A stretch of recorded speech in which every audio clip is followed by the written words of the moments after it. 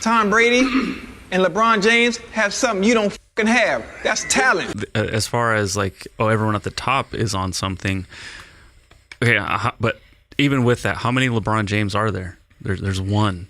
We were talking about Ray Williams. How many Ray Williams are there? There's one. And if it was the pharmacology, I think there might be a couple of them, right? Drug tested or not, like, wouldn't there be more LeBron James? Like, wouldn't the whole fucking starting lineup of the Lakers be all LeBron James? Yeah, if you could do it just through some medication, yeah. Right, yeah. If that was the case, then we would have way more talented players. But no, there's one. Mm-hmm. Yeah. Well, let's just keep the clip going because there's something that he gets good. Tom Brady and LeBron James have something you don't fucking have. That's talent. Yeah. Don't listen to him. It's genetics. It's called DNA.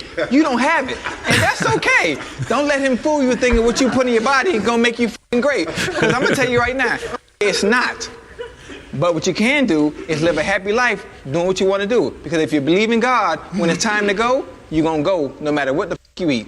If you believe in God and you believe in your talent and your Ochocinco, maybe you play 15 years instead of 11 years.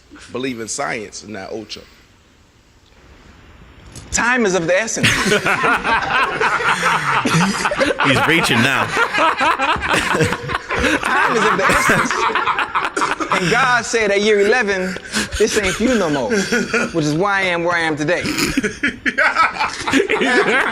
It's like he's like running for president or some shit. So there's so much to talk about in all this. And hey, I want to apologize to all of our fans that have been following us for so long. I want to apologize for having way too much fun in making some of these episodes sometimes. But oh man, I just thought that this is something that we should bring to the forefront for many reasons. First thing I want to say is I played football with Ochocinco at Santa Monica Community College, Monica City College, and Pat Project family, I don't want you guys to continue looking dusty in your old gym clothes. That's why we've partnered with Viore Clothing. You see, I'm guilty of not wanting to wear these gyms to work out because they feel so good. So you guys need to head over there and just go check them out. This is the Stratotech tee. It's so comfortable.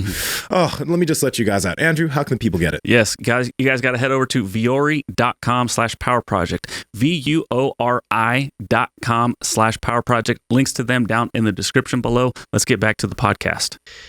He was never at practice. I remember we had a day where we like timing 40s and doing all this stuff. And everyone thought he would show up to that because he can run like crazy. But he didn't show up to that. He showed up for the games usually.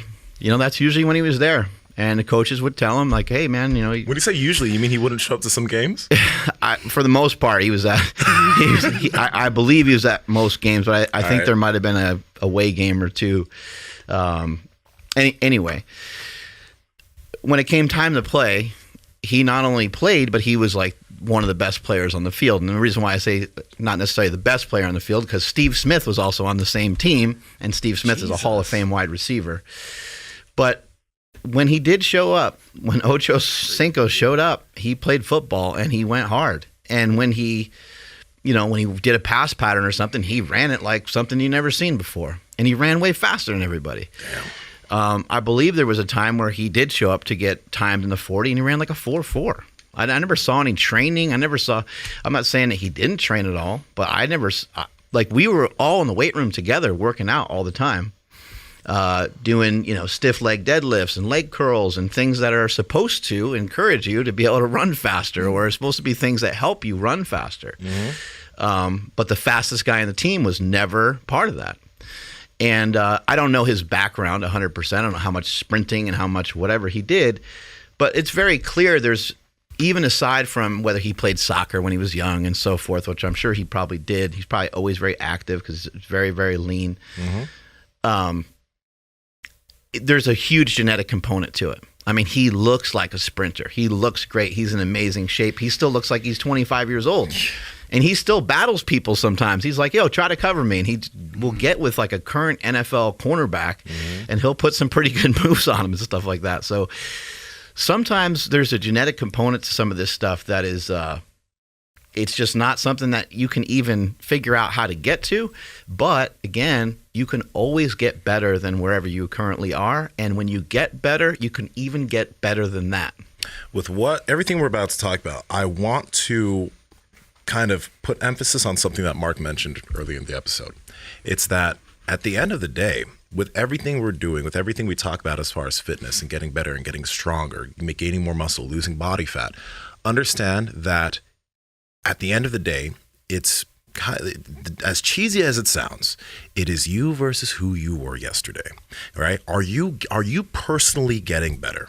Not comparing yourself to everyone out here in fitness, but are you personally getting better? Are you getting stronger? Are you improving?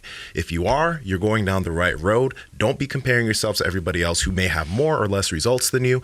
Just continue to keep trying to get better, okay? And you can get better. We've seen people get better. I want to say that before we get into some of this, because as we talk about this, there's a reality. There's a reality.